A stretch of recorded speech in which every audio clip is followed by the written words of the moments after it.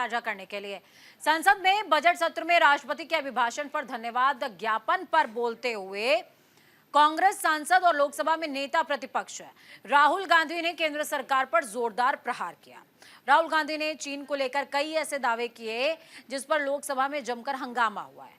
राहुल गांधी ने दावा किया कि चीन भारत की सीमा में घुसा हुआ है और उसने भारत की 4000 वर्ग किलोमीटर, देखिए जब हम 4000 वर्ग किलोमीटर कह रहे हैं तो आपको क्या समझना है, उतना बड़ा क्षेत्र जितने में इस समय कुंभ का आयोजन हो रहा है, इतना बड़ा क्षेत्र चाइना के कब्जे में आ गया है। लोकसभा में राहुल गांधी ने कहा, हमारे सेना अध्यक्ष ने कहा कि चीन हमारे क्षेत्र के अंदर है, ये एक फैक्ट है। इतना ही नहीं, राहुल ने कहा कि हम चीन के साथ युद्ध लड़ेंगे तो हम चीनी इलेक्ट्रिक मोटरों, चीनी बैटरियों से लड़ रहे होंगे और चीनी ऑप्टिकस, साथ में चीनी बैटरी खरीदेंगे। राहुल गांधी ने आगे कहा कि प्रधानमंत्री ने इसका खंडन किया। राहुल गांधी ने जो बयान दिया था, उनके इस बयान पर एनडीए के सांसदों ने कड़ी आपत्ति भी जाहिर की।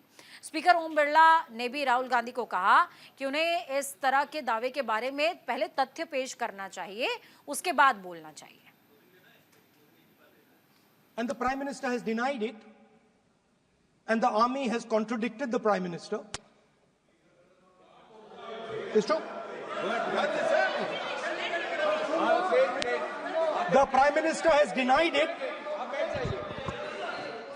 The Prime Minister has denied it, and the army has disagreed with the Prime Minister that China is sitting on 4,000 square kilometers of our land. विदेशी प्रतिपक्ष के नेता जो आप विषय बोल रहे हैं, उसके तथ्यों को Let me speak. सदन के पटल। लोकसभा में नेता प्रतिपक्ष राहुल गांधी के बयान पर विदेश मंत्री एस जयशंकर ने भी करारा प्रहार किया है। उन्होंने सोशल मीडिया एक्स पर पोस्ट करके राहुल के बयान को सरासर गलत बताया है। एस जयशंकर ने राहुल पर क्या कुछ आरोप लगाए, आपको एस जयशंकर का ट्वीट दिखाते हैं। विपक्ष के नेता राहुल गांधी ने जानबूझकर दिसंबर 2024 में मेरी अमेरिका यात्रा के बारे में झूठ बोला। मैं बाइडेन प्रशासन के विदेश मंत्री और एनएसए से मिलने गया हुआ था। साथ ही हमारे महावाणिज्य दूतों की एक बैठक की अध्यक्षता भी की। मेरे प्रवास के दौरान आने वाले एनएसए पदनाम ने मुझसे मुलाकात की। किसी भी स्तर पर पीएम के संबंध में निमंत्रण पर चर्चा नहीं हुई है। ये सर्वविदित है कि हमारे पीएम ऐसे कार्यक्रमों में शामिल नहीं होते हैं। वास्तव में भारत का प्रतिनिधित्व आमतौर पर विशेष दूतों की ओर से किया जाता है। राहुल गांधी के झूठ का राजनीतिक उद्देश्य हो सकता है, लेकिन वो विदेश में देश को नुकसान पहुंचाते आए हैं। कंचन हमारे साथ में लाइव जुड़ गई हैं इस पूरे घटनाक्रम पर। कंचन, आज का पूरा दिन बहुत ही ज्यादा हंगामेदार रहा है। राहुल गांधी ने अलग अलग विषयों पर घेरा, लेकिन एस जयशंकर भी राहुल गांधी को घेरते नजर आए हैं। माफ कीजिएगा, यहाँ पर जो रविशंकर प्रसाद है वो राहुल गांधी को घेरते नजर आए।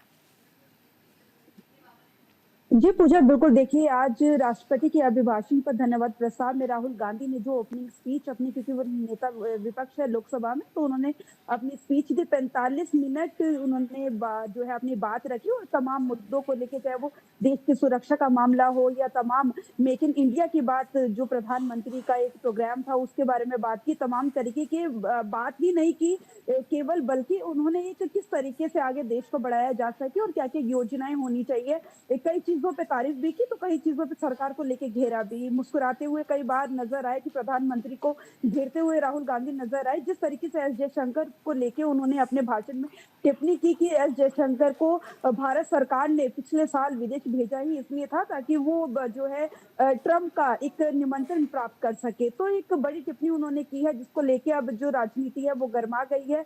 बात करें विपक्ष की, राहुल गांधी ने तो बोल दिया है अब लगातार जो एनडीए के सांसद है वो सभी तमाम तरीके के जो है रिप्लाई उस पर कर रहे हैं।